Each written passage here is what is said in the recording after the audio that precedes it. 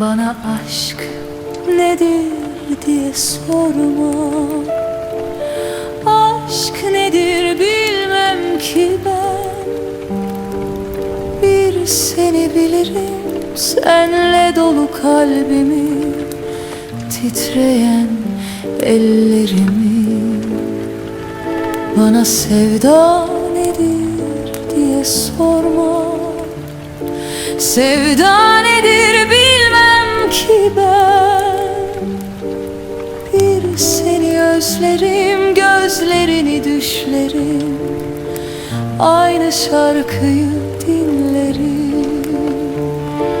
Saçlarında gezinirken rüzgarın elleri, kıskanırım saçını savrulan her telini.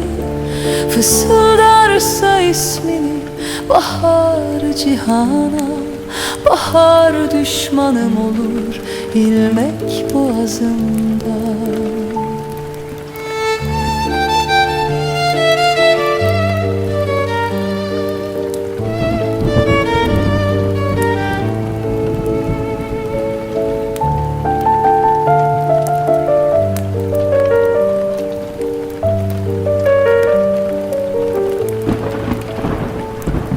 Bana aşk nedir diye sorma.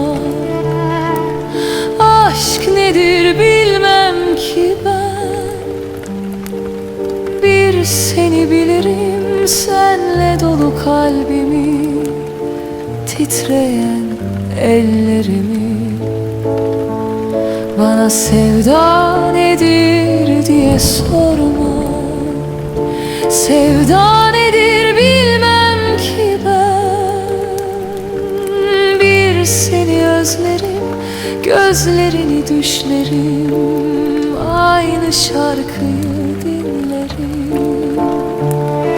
Saçlarında gezinirken rüzgarın elleri, kıskanırım saçını savrulan her telini.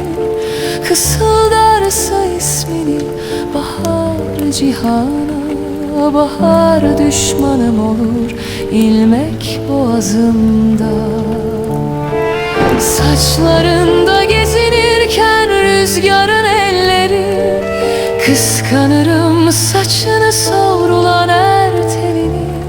Fısıldarsa ismini bahar cihana, bahar düşmanım olur ilmek boğazımda.